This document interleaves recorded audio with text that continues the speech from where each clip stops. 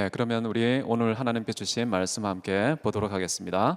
에베소서 6장 14절에서 17절까지 말씀입니다. 아주 짧은 성구인데요. 제가 한 절, 여러분이 한 절 교독하도록 하겠습니다. 에베소서 6장 14절에서 17절. 제가 먼저 읽습니다. 그런즉 서서 진리로 너희 허리띠를 띠고 의의 호심경을 붙이고 모든 것 위에 믿음의 방패를 가지고 이로써 능히 악한 자의 모든 불화살을 소멸하고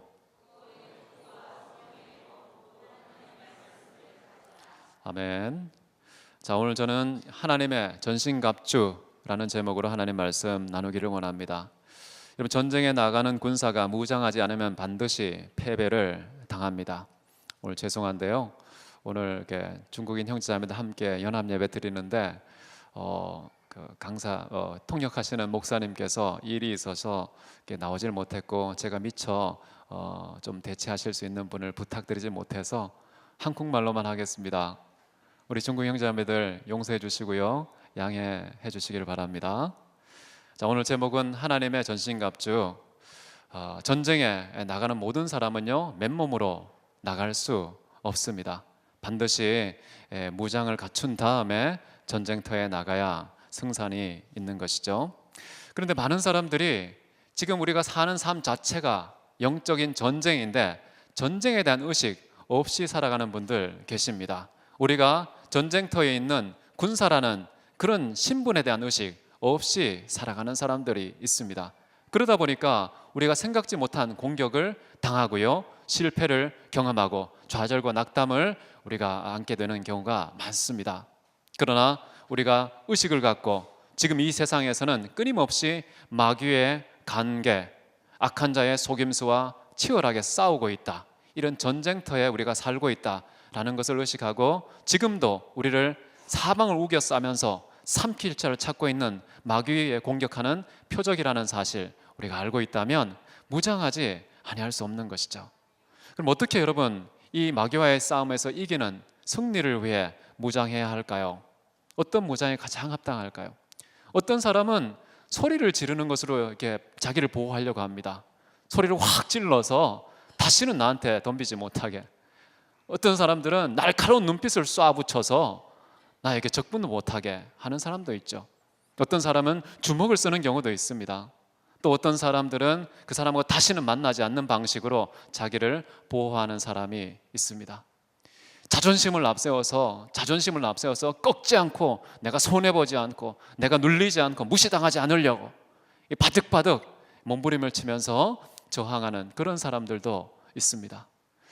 그러나요, 영적 전쟁에서는 그러한 허술한 무장 가지고서는 결코 이길 수가 없습니다. 자신도 상처받고 스트레스 받고 자기도 패배하고 딴 사람도 승리를 가져다 주는 것이 아니라 패배만 안겨주는, 나와 상대방 모두가 다 패배하는 그런 길을 거둘 수밖에 없는 것이죠. 그러나 사도 바울은 우리가 어떻게 하면 영적 전쟁에서 승리할 수 있을까, 그 비결을 우리에게 6가지 항목으로 제시하고 있습니다. 이 6가지 무장을 갖추면 반드시 영적 전쟁에서 승리한다, 이렇게 약속한 그 6가지 오늘 살펴보기 원하는 것입니다. 먼저 14절을 한번 보십시오. 어떤 무장이 필요할까? 그런즉 서서 진리로 너희 허리띠를 띠고 의의 홈식욕을 붙이고. 첫 번째 사도 바울이 제시하는 무장은 무엇일까요? 진리의 허리띠. 진리의 허리띠를 차야 무장된다는 것이죠. 허리띠라는 것이 무엇입니까? 허리띠가 없으면 힘을 쓰기가 힘들어요. 추리닝이 입고 힘쓰기가 어렵습니다. 바지를 입고 허리띠를 꽉 졸라매야 비로소 뭔가 아주 강하게 힘을 쓸 수 있는 그런 상태가 되는 것 같아요. 우리가 언제 힘을 쓸 수 있느냐? 진리로 허리에 띠를 삼을 때에 힘을 쓸 수 있다는 것입니다. 한 사람이 거짓이 파고들잖아요, 속임수를 쓰잖아요. 그러면 그 사람은 강할 수가 없습니다. 사람들에 대해서는 숨길 수 있기 때문에 떳떳할 수 있을지 몰라도 하나님 앞에서는 결코 당당할 수가 없는 것이죠. 그래서 우리가 싸울 때 힘을 내는 유일한 근거는 진리밖에 없다. 그러므로 치열하게 거짓과 속임수와 더불어 싸워야 한다, 이런 태도를 취하셔야 한다는 것입니다. 참 신기하게도 이 거짓이 딱 한 방울만 섞여도 그 사람은 매가리가 없어집니다. 힘이 없어지죠. 참 연약한 사람 되는 것입니다. 그런데 아무리 몸집이 작고 힘이 없어도요, 진리로 무장된 사람은 굉장히 강력하다는 사실 알 수가 있습니다.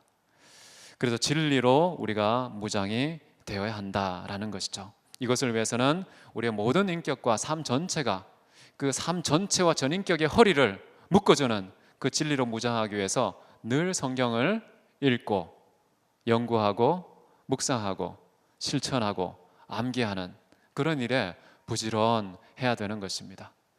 진리의 허리띠를 띠는 작업은요, 이벤트가 아닙니다. 한 번의 사건이 아닙니다. 굉장히 장기적으로 준비해야 되는 그런 무장이라는 것이죠. 그렇기 때문에 우리가 성경을 읽고 또 읽고 주야로 묵상하고 지켜 행하는 것입니다. 그렇게 할 때 진리의 허리띠를 우리가 찰 수가 있게 되는 것이죠. 이 진리에 부요한 자가 되면 어떻게 될까요? 더 많은 마귀의 관계를 무찌를 수가 있습니다. 진리의 깊이가 더해지면요, 아무리 은밀한 마귀의 관계도 감별해내고 이겨낼 수가 있게 되는 것이죠. 그래서 진리의 강도, 진리의 순도, 진리의 분량, 이것을 계속해서 여러분 인생 속에 키워나가야 된다는 것입니다. 그냥 한 번 맛보고 끝나는 것이 아니라는 것이죠. 그리고 중요한 것은 여기 뭐냐 하면은 진리의 허리띠는 단순히 개개인이 매는 허리띠가 아니라는 것입니다. 개인용 허리띠가 아니라 교회 공동체 전체의 허리띠라는 것이죠. 그래서 우리 교회에 다니는 모든 지체들 한 사람 한 사람이 진리에 부유한 사람이 될 수 있도록 서로 권면하고 서로가 서로에게 가르치는 그런 진리의 공동체가 되어야 한다는 것입니다. 여러분 만나면 대화하지 않습니까? 무엇으로 소통하고 싶습니까? 진리로 소통하십시오. 빛 가운데 사귐이 있다고 했습니다. 하나님 말씀의 빛 아래에 있을 때 진정한 사귐이 가능한 것이죠. 그래서 우리는 만날 때마다 진리로 부여해 줄 수밖에 없습니다. 그렇게 해서 나만 무장하는 것이 아니라 상대방도 무장해 주는 그런 공동체가 되어야 한다는 것이죠. 그리고 진리의 허리띠를 맨다는 것은요, 보다 심층적인 의미가 있습니다. 진리의 허리띠는요, 예수님께서 이 땅에 오셔서 섬기는 종의 모습으로 수건을 허리에 띠를 띤 경우가 있었죠. 그죠? 예수님은 진리 자체이십니다. 진리 자체이신 그분이 늘 수건을 허리에 띠고 제자들의 발을 씻어주는 종의 섬김을 우리에게 보여주셨다는 것이죠. 그래서 우리는 진리의 허리띠를 띈 사람은 마구 소리 지르고 마구 선포하고 다니면서 그냥 말하는 정도로만 생각하기 쉬운데 그게 아니라요, 군림하고 정복하고 앞에 나서는 것이 아니라 조용히 발끝에 내려가서 발을 씻겨주는 종의 섬김을 실천하는 사람이 바로 진짜 진리의 허리띠를 띤 사람의 모습이라는 것이죠. 그래서 진리를 조정하고 지배하는 자가 아니라요, 오히려 진리를 받드는 자, 진리를 섬기는 수종드는 종의 모습으로 진리의 허리띠를 띠어야 된다. 이것이 굉장히 중요한 것입니다. 이 진리의 허리띠는 언제 착용할 수 있을까요? 예수님께서 진짜 종의 형체로 이 땅에 오셔서 끝까지 그 진리의 허리띠 차는 본을 보이셨는데요, 어떤 방식으로 하셨습니까? 아버지 하나님 말씀은 진리니이다 이렇게 얘기하시잖아요. 그 아버지 하나님의 말씀, 그것을 이 땅에서 완전히 성취하고 순종하는 방식으로 진리의 허리띠를 찼다고 볼 수가 있겠죠. 종의 모습으로 아버지 하나님의 말씀, 그 진리를 순종하는 게, 그게 바로 혁띠를 차는 방식이다 라는 것입니다. 자, 두 번째는 무엇일까요? 두 번째는 의의 호심경을 가슴에 붙이라고 말합니다. 호심경은 말이 무엇이냐 하면요, 한국말, 중국어로 되어 있는데요, 한국말인데 이게 가슴 혹은 마음을 보호하는 것, 이렇게 정리할 수 있습니다. 호심경이라는 것은 우리의 마음, 우리의 생각, 우리의 어떤 심장, 이것을 보호하는 그런 무기라고 할 수가 있겠지요. 지혜자는 이렇게 말했습니다. 잠언 4장 23절인데요. 무릇 지킬 만한 것보다 더욱 내 마음을 지키라. 생명의 근원이 이에서 남이니라. 여러분, 생명의 근원을 지키는 것은 바로 마음을 지키는 것하고 똑같다라고 얘기합니다. 호심경이 얼마나 중요한지 아시겠죠? 우리가 의의 호심병을 가슴에 붙이지 않으면 늘 우리의 가슴은 공격을 당할 수 있다는 것입니다. 그런데요, 우리가 구약 성경에서 보면은 이 호심경이라는 말이 흉패라는 말로 나옵니다. 이것은요, 대제사장이 옷을 입을 때 그 옷 위에 가슴과 허리까지 이 몸을 가리는 그런 흉패라는 게 있는데요, 이 흉패 속에는 뭐가 들어있냐면 우림과 둠밈이라는 것이 들어 있습니다. 그래서 이 흉패의 별명이 뭐냐 하면 판결의 흉패, 뭔가 판결을 받는다는 것이죠. 근데 그 흉패에 이름이 새겨져 있습니다. 몇 개의 이름이 써 있을까요? 12개의 이름이 써져 있습니다. 이스라엘 백성이 12지파 아닙니까? 그 12지파의 이름이 이 흉패에 적혀 있습니다. 그래서 이 흉패에 이름이 적혀 있고 그 안에 우림과 둠밈이 담겨 있습니다. 그것을 아론은요, 반드시 성소에 들어갈 때마다 착용하게 되어 있습니다. 이 흉패를 착용하지 않으면 어떻게 될까요? 죽습니다. 성소에 들어갈 수도 없습니다. 그래서 의의 흉패라는 게 굉장히 중요한데요, 이런 그 구약의 이미지가 담겨 있는 말입니다. 의의 호심경이라는 말은 아론 대제사장이 가슴에 찼던 그 흉패를 가리키는 말이지요. 자, 이것을 여러분 생각하고 이제 바울이 우리에게 말하고 있는 의의 호심경 무엇일까 한번 보시기 바랍니다. 여기서의 의라는 거, 우림과 둠밈을 대체하는, 구약에서 우림과 둠밈에 해당하는 진리로서 선악을 판단하는 그 기준이 우림과 둠밈이거든요. 그런 기준이 신약에서는 어떻게 되냐 하면 바로 그리스도 예수의 의라는 것입니다. 그래서 이것은 율법의 의와는 좀 구별되는 또 다른 하나님의 의라고 할 수 있는데요, 믿음으로 말미암아 우리에게 주어지는 그리스도 예수의 의, 이것을 가슴팍에 보호막으로 가지고 있어야 된다는 것입니다. 여러분, 사도행전 13장 39절에 보면 이런 말씀이 있습니다. 같이 한번 읽습니다. 시작.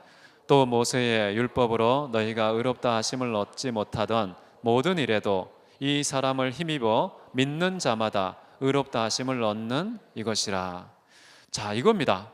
율법을 통해서는 얻을 수 없었는데요, 그러나 이 사람을 힘입어, 예수 그리스도를 가리킵니다.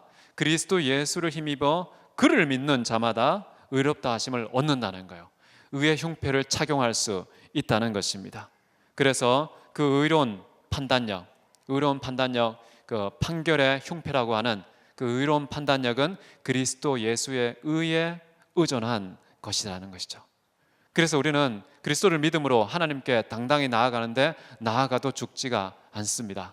성소에 들어가고 지성소에 들어가도요, 우리는 죽지 않습니다. 왜냐하면 우리 가슴팍에 있는 그리스도 예수의 의를 따라서 판결을 받기 때문에 그렇습니다. 만약 그게 없으면 하나님 앞에 감히 죄인이 나갈 수 있을까요?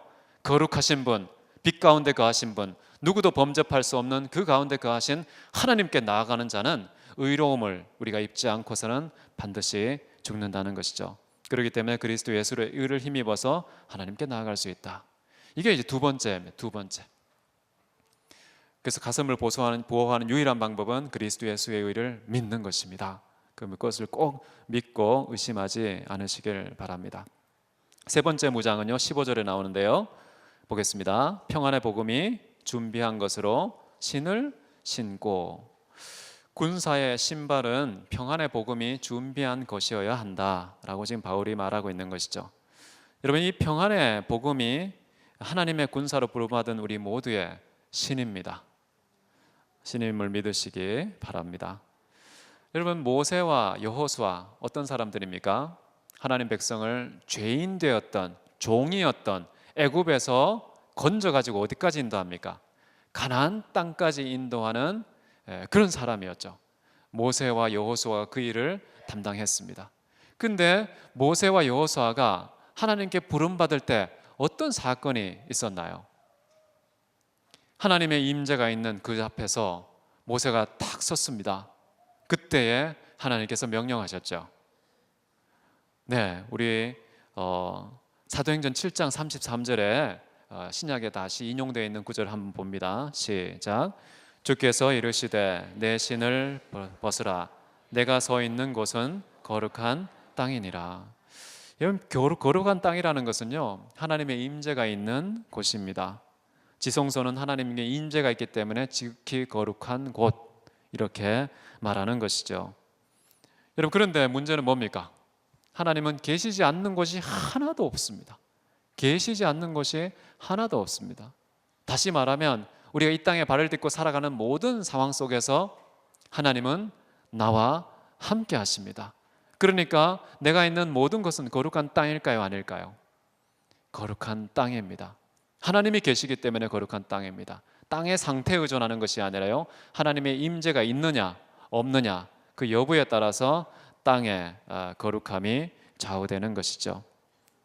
그럼 천지 만물에 충만하신 그분이 우리에게 말씀하십니다. 너의 발에 신을 벗으라. 이렇게 이야기하는 것이죠. 그럼 도대체 무슨 신발이 예비되어 있길래 우리의 신발을 벗으라고 하는 것일까요? 평안의 복음이 만든 그 신발을 신으라고 말합니다. 여러분, 신발은 무엇을 상징하는 것일까요? 신발은 바로 모든 출입과 이동을 상징하는 것이죠. 그러니까 이 복음의 신을 신으면 어떤 현상이 나타나냐면요, 내가 내 신발을 신고 다니던 내 뜻대로 내가 원하는 곳에 내가 원할 때에 움직이고 이동하는 것을 이제는 중단하고요, 복음이 원하는 곳으로 가게 되는 것이죠. 복음이 나아가는 방향으로 가게 되어 있다는 것입니다. 복음이 이동할 원하는 그때에 움직이게 된다는 것이죠. 그래서 복음을 받아들인 사람, 복음의 수혜자가 된 사람들은요, 자기 뜻대로 자기 마음대로 살고 이동하지 못합니다. 복음이 주장하는 삶을 살 수밖에 없다는 것이죠. 수련회 때 우리가 복음의 제사장을 주제로 하나님 말씀 나눴는데요, 이런 복음을 갖게 되면, 복음의 신발을 신게 되면 어떤 현상이 나타나느냐? 예루살렘, 온 유대, 사마리아, 땅끝까지 이렇게 예수 그리스도의 증인으로 이동하게 되어 있다는 것입니다. 그래서 한 곳에 그냥 잠잠히 머물 수가 없습니다. 정말 복음의 신을 신게 되면 복음이 주장하는 발이 됩니다. 복음이 주장하는 인생이 된다는 것이죠. 내가 원하는 곳에 머물지 않고요, 복음이 원하는 곳에 머물게 되는 그런 놀라운 역사가 일어나는 것입니다. 이런 복음을 우리가 듣게 되면은 사실 나 자신이 먼저 변하죠, 그죠? 나 자신이 척박한 땅에서 정말 주의 거룩한 임재가 있는 예루살렘 땅으로 바뀝니다. 예루살렘 땅. 그런데 그 복음을 받아서 내가 변한 그 예루살렘 땅, 거기에만 머물 수 있습니까? 없죠. 거기에만 머물 수 없고요, 내가 속한 모든 공동체, 온 유대에 내가 나갈 수밖에 없습니다. 동네방네 다니면서 소문을 내게 되죠. 내가 예수 그리스도를 만났어, 하나님의 자녀가 되었어, 하나님의 영광을 경험했어. 잠잠할 수가 없는 거예요. 내가 살고 있는 모든 공동체에 그 복음을 선포하는 그런 사람이 되는 것입니다. 그래서 온 유대로 다니게 되는 것이죠. 나아가서 어디까지 갑니까? 사마리아까지. 제가 또 말씀드렸는데요, 사마리아는 누가 사는 곳입니까? 우리가 만나기 싫은 사람, 나에게 해로운 사람, 말을 쏟고 싶지 않은 사람, 쳐다보기도 싫은 사람, 그런 원수들이, 불결한 사람들이, 상종할 수 없는 사람들이 사는 곳, 그곳이 어디입니까? 사마리아 아닙니까? 사마리아. 그런데도요, 복음의 신발 신으면 아무리 지저분하고 불결한 곳이라 할지라도 그곳에 갈 수가 있는 것입니다. 물리적으로 본다면 왜 선교사님들이 오지에 갑니까? 문명의 혜택이 없는 곳, 정말 죽음의 위협이 도사리고 있는 그곳, 왜 선교사님들은 그런 곳으로 가는 것일까요? 복음의 신발 신으니까요, 자기도 모르게 그렇게 강권하여서 가게 되는 거예요. 그래서 그곳에서 아무리 척박하지만, 복음을 위협하는 곳이지만, 내가 도무지 숨통이 열리지 않고 살 수 없는 곳이지만, 그럼에도 불구하고 그곳에 가서 복음을 전파하는 자가 되는 것이죠. 그렇게 가면 어떻게 되겠습니까? 이 온 세상의 지구촌에 복음의 발걸음을 제어하고 배제되는 곳이 하나도 없다는 사실 깨닫게 됩니다. 그러니까 땅 끝까지 이르러서 복음을 들고 가는 것이죠. 그래서 온 천하에 다니며 만민에게 복음을 증거하는 증인의 삶 살아가게 된다는 것입니다. 여러분 혹시 무슨 신발을 신고 계십니까? 진짜 하나님께서 말씀하신 이 약속의 말씀, 예언의 말씀이 우리 인생의 일대기 속에 나타나고 있습니까? 만약에 나타나지 않는다면 이유는 무엇일까요? 여러분이 신고 있는 신발이 무슨 신발이라는 뜻일까요? 자존심의 신발 아닙니까? 여러분이 꿈꾸는 인간적인 욕망의 신발 아닙니까? 혹시 우리 자신의 출세와 성공을 위한 그 신발을 신고 다니고 있지 않습니까? 사람을 만날 때에도, 어디에 갈 때에도, 언제 떠날 때에도 항상 출세와 성경과 생존, 그것이 목적이 된 그런 신발의 발걸음을 가지고 살고 있지는 않습니까? 우리의 발걸음이요, 복음의 발걸음 될 때에 성령께서 우리의 걸음을 인도하십니다. 예루살렘, 온 유대, 사마리아 땅끝까지 하나님께서 계속해서 우리를 인도해 나아가신다는 거예요. 그래서 그런 발을 신고 다니는 것이 굉장히 중요하다라는 것이죠. 자, 이렇게 말하고 있는 사도 바울 자신은 어떻게 살았을까요? 정말 복음에 예비한 신발 신고 다녔을까요? 자기는 그 신 안 신고 남들만 신으라고 이렇게 강요만 했을까요? 아닙니다. 사도 바울은요, 진짜 그 신발을 제대로 신고 살아 숨쉬는 동안 끝까지 그 신발을 신고 다녔어요. 여러분 로마서 9장 3절을 한번 보시겠습니다. 거기에 보면 어떤 말씀이 나오냐면요, 죄송합니다. 로마서 10장 3절인데요 10장 3절 혹시 있나요? 그 앞에인데 제가 색깔을 안 칠해서요. 먼저 사도 바울 자신이 변화를 받습니다. 10장 3절에 보면요, 하나님의 의를 모르고 자기 의를 세우려고 힘써 하나님의 의에 복종하지 아니하였느니라. 자기 자신을 말하는 것이기도 하고요, 유대인 전체가 그렇게 했다는 것입니다. 하나님의 의를 모르고 자기 의를 위해서 살다가 드디어 하나님의 의로움으로 거듭나고 복종하게 되었, 자기 자신의 변화가 있었습니다. 다메섹 도상에서 거듭났죠. 예수님을 만나서 참된 의로움을 소유하게 됐습니다. 그런 사도 바울이 어땠을까요? 그냥 예루살렘에 잠잠히 머물러 있었을까요? 이제 로마서 9장 3절 한번 보시기 바랍니다. 우리 같이 한번 읽습니다. 시작.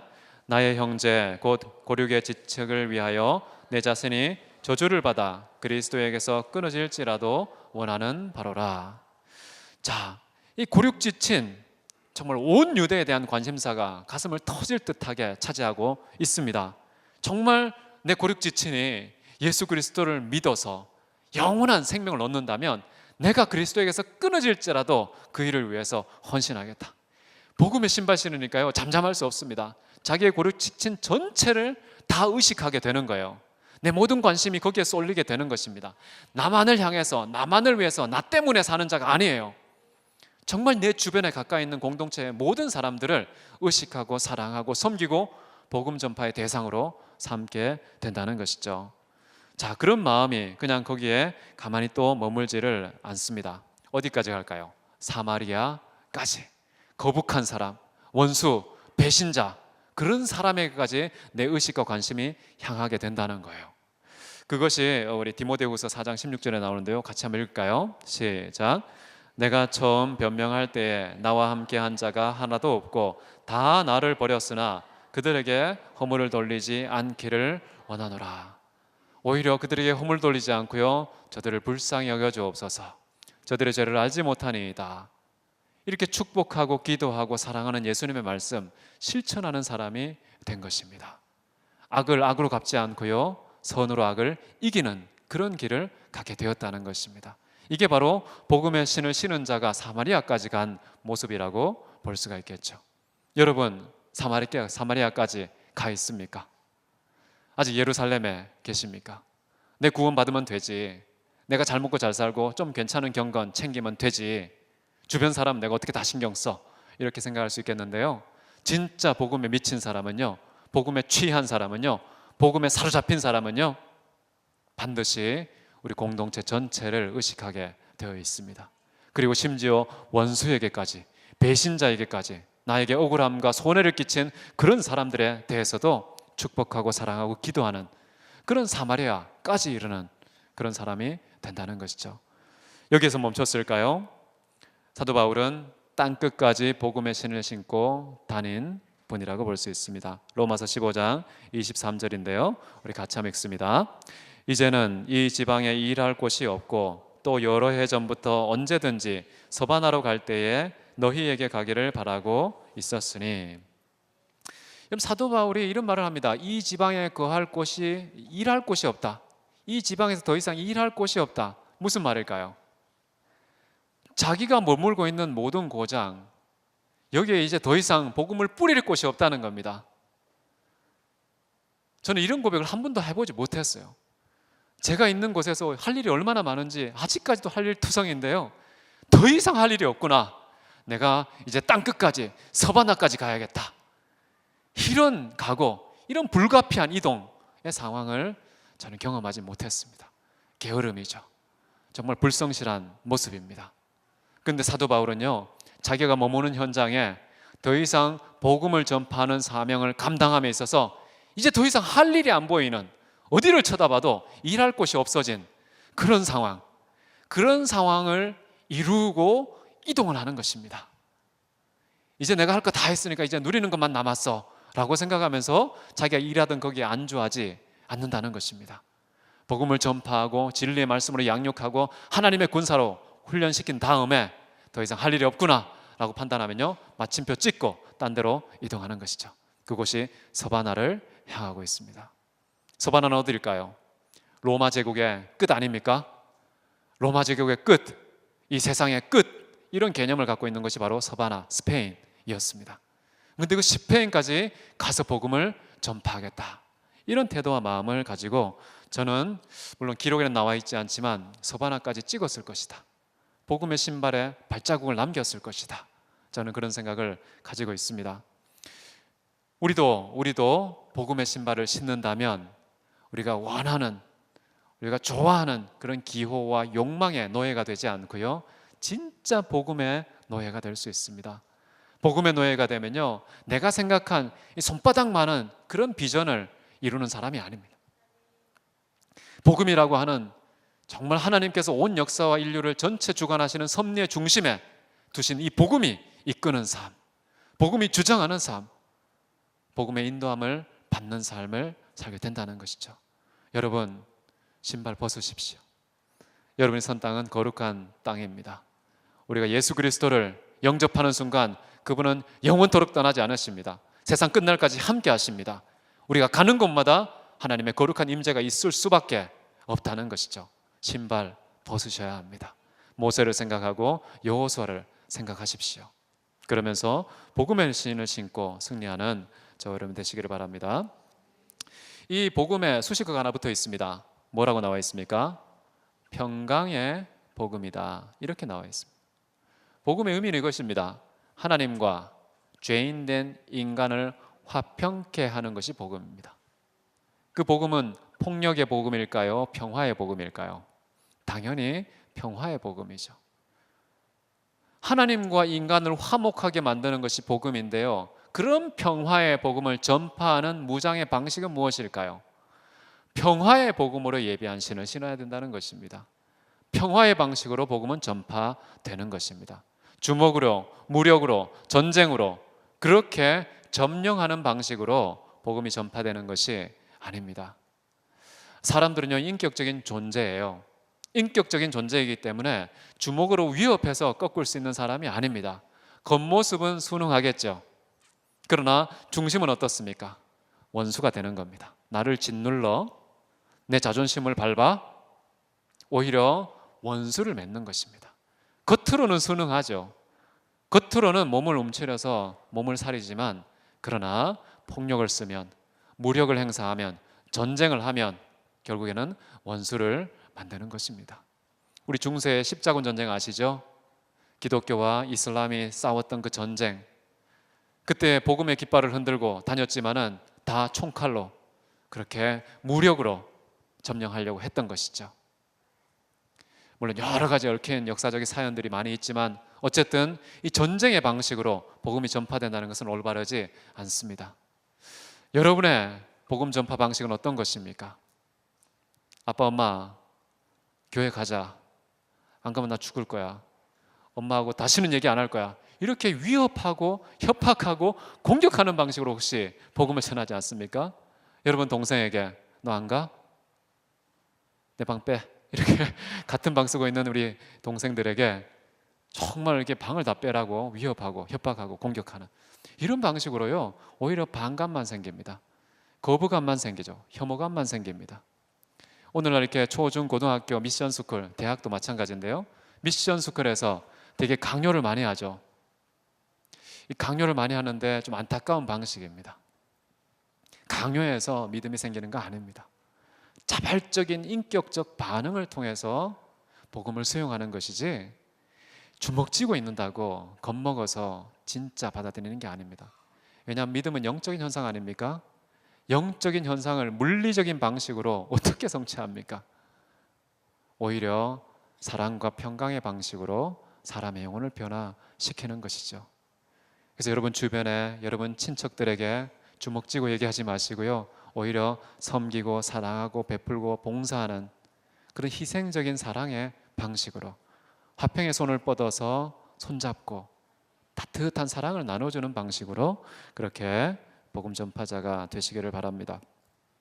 자, 이제 7절을 한번 보죠. 17절에 보시면요, 이제 마지막 무장의 내용이 소개되고 있는데요, 같이 한번 읽어볼까요? 시작. 구원의 투구와 성령의 검 곧 하나님의 말씀을 가지라. 자, 다섯 번째 요소는요, 구원의 투구라는 것입니다. 이 구원은요, 하나님의 일입니다. 전적으로 하나님의 일입니다. 사람의 일이 아닌 것이죠. 이 구원받았다는 사실, 이것이 얼마나 큰 무장인가 우리가 기억해야 된다는 것이죠. 마태복음 19장 24절에 이런 말씀이 나옵니다. 낙타가 바늘기로 나아가는 것이 부자가 하나님의 나라에 들어가는 것보다 쉬우니라. 그래서 이제 제자들이 낭패감해졌습니다. 아니 그러면 도대체 구원받은 사람이 누굽니까? 아무도 구원받지 못하는 거 아닙니까? 이런 낭패감을 표할 때 예수님께서 이런 말씀을 하십니다. 우리 마태복음 19장 26절 같이 읽습니다. 예수께서 그들을 보시고 이르시되 사람으로서는 할 수 없으나 하나님으로서는 다 하실 수 있느니라. 구원의 투구 누가 씌워 주시는 것일까요? 하나님께서 우리에게 구원을 베풀어 주신 것입니다. 하나님께서 이루신 구원, 그 구원의 결과를 사람이 흔들 수 있을까요? 사람이 변경시킬 수 있을까요? 사람이 취소할 수 있을까요? 없습니다. 여러분 구원의 투구를 확실하게 쓰십시오. 이 세상에 그 어떤 것도 이 구원을 흔드는 자가 없습니다. 이 땅에 어떤 적신도, 칼도, 굶주림도, 천사들도, 미래의 일도 그 어떠한 것도 우리의 구원을 변경시킬 변수가 이 세상에는 존재하지 않는다는 것입니다. 특별히 구원의 투구를 썼다는 것은 머리와 좀 관계된 것인데요, 여러분의 머리는 무엇하는 곳일까요? 이 생각을 관장하는 곳 아닙니까? 의식과 판단을 좌우하는 곳이죠. 그래서요, 여러분의 생각과 의식과 판단을 좌우하는 것이 무엇이어야 하느냐? 구원이어야 한다는 것입니다. 구원받은 자는 누구입니까? 영원한 생명을 얻은 자입니까? 하나님의 자녀 아닙니까? 하나님 백성 아닙니까? 천국의 특권을 소유한 자 아닙니까? 정말 구원받은 자의 그 의식, 확고한 의식을 갖고 있어야 된다는 것입니다. 마치 이 땅에 인간 문명 안에서 설정된 그런 신분과 자격과 특권을 가지고서 살아가는 자가 아니라는 것이죠.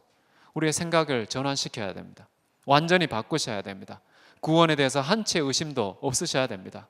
의심하는 순간 머리에 어떤 잘못된 사상이 틈타는 것이죠.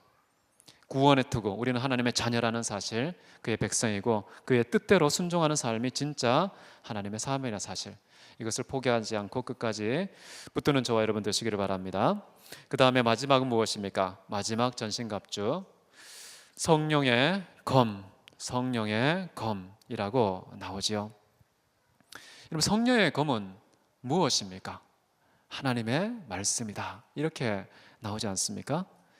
자, 이 성령의 검은 하나님 말씀이다. 도대체 하나님 말씀은 그럼 무엇인가? 히브리서 4장 12절에 가장 잘 나와 있다고 생각하는데요, 같이 한번 읽습니다. 하나님의 말씀은 살아있고 활력이 있어 좌우의 날선 어떤 검보다도 예리하여 혼과 영과 및 관절과 골수까지 찔러 쪼개며 또 마음의 생각과 뜻을 판단하나니. 정말 하나님의 말씀은요, 참으로 어떠한 검보다 더 예리한 검이다 라는 것이죠. 참으로 놀라운 검이 아닐 수가 없습니다. 그런데 그것은 양 날개가 있다고 그러죠, 그죠? 한쪽만 날이 있는 게 아닙니다. 양 날이 있기 때문에 잘못하면은 나도 상처를 받고 상대방도 상처를 줄 수 있는 대단히 예리하고 위험한 그런 검입니다. 여러분, 이 말씀의 검, 좌우에 났던 어떤 검보다 더 예리한, 최고로 예리하고 민감한 이 성령의 검을 다룰 수 있는 사람은 누구여야 할까요? 이 검을 제대로 다룰 수 있으려면요, 얼마나 많은 훈련이 필요한지 모릅니다. 조금만 날카로운 칼도 사실은 훈련받지 않으면 다칠 수 있잖아요. 상대방을 위협할 수 있잖아요. 근데 성령의 검은 우리 영혼을 찔러 쪼개는 정말 무섭고 예리한 검이기 때문에 철저한 훈련이 필요합니다. 의사들은 인간의 몸을 다루는 사람이고 그 몸을 섬기기 위해서 메스를 다루는 사람 아닙니까? 굉장히 예리하죠. 정말 실핏줄 하나도 조심해서 해야 되는 정말 예리한 그 메스를 다루는 사람이 몇 년 공부해야 됩니까? 최소 10년 아닙니까? 최소 10년. 2년 예과, 4년 본과, 4년 레지던트. 그 외에도 또 다른 연수들이 대단히 많습니다. 그런 훈련을 받아야 비로소 전문의가 될 수 있는 것이죠. 그런데 하나님의 말씀을 다루는 사람은 얼마나 훈련이 필요할까요? 우리 신학교에서는 기본적으로 제도적인 교육만 본다면요, 3년 MDB를 받습니다. 그 다음에 2년 신학 석사를 받습니다. 그리고 한 5년 정도 신학 박사를 하는 것이죠. 이 제도적으로 보면 어떻습니까? 이 세 가지 단계를 거치면 10년입니다. 10년. 그리고 정말 하나님 말씀을 다루는 사람은 누구여야 한다고 나와 있습니까? 한 가정을 잘 다스리는 자며, 한 가정을 잘 다스리기 위해서는 몇 년이 필요할까요? 굉장히 많은 해가 필요하지 않겠습니까? 그 다음에 어떤 게 또 필요한가요? 술 먹지 않고, 싸움하지 않고, 폭력을 행사하지 않고, 단정하고 절제할 줄 아는 사람, 그런 사람이어야 한다는 것이. 다시 말하면 공동체 안에서요, 공동체 안에서 경건에 있어서 인정을 받은 사람 돼야 됩니다. 공동체 안에서 경건을 인정받으면 몇 년이 필요할까요? 또 많은 시간이 필요하지 않겠습니까? 심지어 이것까지 있습니다. 외부인의 선한 증거까지 가지고 있어야 된다라는 것이죠. 교회 밖에 있는 사람, 기독교와 무관한 사람, 그런 사람들이 볼 때에도 그 사람 인생은 진짜 감동이다, 그 사람의 인격은 향기다, 이렇게 평가받는 선한 증거를 가져야 한다는 것이죠. 얼마나 많은 시간이 필요할까요? 하나님의 말씀을 다루기 위해서는요, 머리로 공부만 하는 게 아닙니다. 전인격적으로 훈련을 받아서 그 예리한 영과 혼을 찔러 쪼개는 이 말씀을 제대로 다루기 위해서는 철저하고 오랜 시간의 훈련을 받아야 하는 것이죠. 우리는 어떻습니까? 여러분, 성령의 검 지금 다룰 준비하고 계십니까? 이 무장하지 않으면 안 되는데요, 하기 위해서는 끊임없이 연단을 받아야 된다는 것입니다. 여러분, 하나님의 말씀의 검은 참 특이한데요, 유일하게 공격할 수 있는 무기입니다. 다른 것도 어떻습니까? 우리의 몸을 보호하는 보호용 무기라면 공격용 무기는 유일하게 하나, 성령의 검입니다. 이 성령의 검은요, 정말 제대로 우리가 가눌 수 있으면 정말 어마어마한 능력을 발휘합니다. 하나님의 말씀을 갖고 있으면 얼마나 강력한 힘이 생기는지 여러분 믿으시기 바랍니다. 여러분, 성경에 이런 말씀이 나옵니다. 누가복음 1장 37절인데요. 같이 한번 읽어보겠습니다. 시작. 대저 하나님의 모든 말씀은 능하지 못하심이 없느니라. 하나님의 말씀은 능하지 못하심이 없다고 나와 있습니다. 이 세상에 우리에게 익숙한 자연법, 사회법, 도덕법, 이런 것과 모순되거나 충돌되지 않으면서도 초월적인 권능을 갖고 있는 그것이 바로 하나님의 말씀이다 라는 거예요. 하나님의 말씀은 이 자연에 매이지를 않습니다. 이 사회의 합의에 매이지 않습니다. 인간의 양심, 도덕, 여기에도 매이지 않습니다. 훨씬 더 초월해서 하나님의 영광을 이룬다는 것이죠. 이 세상에 하나님의 나라를 임하게 한다는 것이죠. 그처럼 하나님의 말씀은 능하지 못하심이 없느니라, 그런 것이죠. 여러분, 우리가 지금까지 한 6가지의 믿음의 방패를 제가 생략하고 지나갔는데요, 믿음의 방패는 믿음으로 모든 것을 막아낸다는 것이죠. 사단의 모든 공격을 막아내는 유일한 방법은 믿음이라는 것입니다. 믿음을 놓치면 우리가 모든 것에 공격을 받습니다. 그렇지만 믿음으로 우리가 싸워 이김은 우리의 믿음이다 라는 말씀이 있는데요, 이 6가지 한번 쭉 해볼까요? 첫 번째, 진리의 허리띠. 두 번째는요, 의의 호심경. 세 번째는요, 그렇죠, 평안의 복음 예배한 신발. 네 번째는 이제 믿음의 방패고요. 다섯 번째는 구원의 투구. 여섯 번째는 성령의 검. 자, 이 6가지 중에요, 하나 뺄 만한 게 있습니까? 없습니까? 하나도 없습니다. 이 모든 것을 골고루 구비하셔야 됩니다. 이것을 구비하는 방법은 무엇일까요? 너무 복잡하잖아요. 참 복잡한데 그냥 간단하게 말하면 뭐냐? 성경에 나와 있고요, 이미 사도 바울이 했던 말입니다. 그리스도 예수로 충만한 것입니다. 예수 그리스도의 형상을 온전히 담는 것입니다. 하나님께 가까이 나아가면 되는 것입니다. 그래서 그리스도 예수를 사랑하고 그리스도 예수를 닮고 그리스도 예수를 가까이 하여서 그의 모든 형상이 나의 형상이 될 때까지 나아가는 것, 그게 바로 하나님의 전신갑주 취하는 아주 종합적인 방법이라는 것이죠. 그래서 여러분도요, 이 세상에 정말 무서운 영적 전쟁터에 여러분 노출되어 있습니다. 이거 직시하셔야 돼요. 갑자기 무슨 일이 생겼을 때 해석이 잘 안 될 때 있잖아요. 왜 그럴까요? 다시 눈에 보이는 그런 공격이 아닙니다. 영적인 공격이 있습니다. 근데 그 공격을 인정하고 직시하고 준비해야 된다는 것이죠. 그 준비가 바로 하나님의 전신갑주다라는 것입니다. 그런 전신갑주로 완전히 무장되어서 늘 승리하는 저와 여러분 되시기를 바랍니다. 우리 교회가 그렇게 무장이 되어서 정말 어떤 공동체도 이기는, 하나님의 진리를 땅끝까지 전파할 수 있는 그런 무장이 우리 대학교에 갖춰 있기를 진심으로 원합니다. 다 같이 기도하시겠습니다.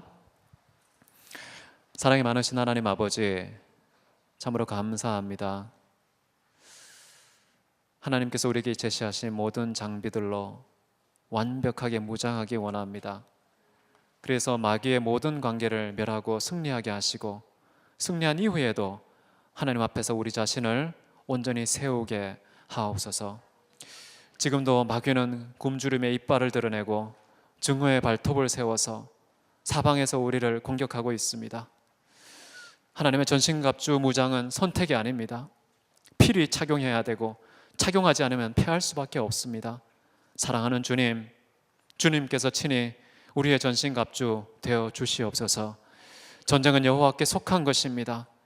그러므로 하나님의 전신갑주 없이는 어떠한 전쟁에서도 승리할 수 없습니다.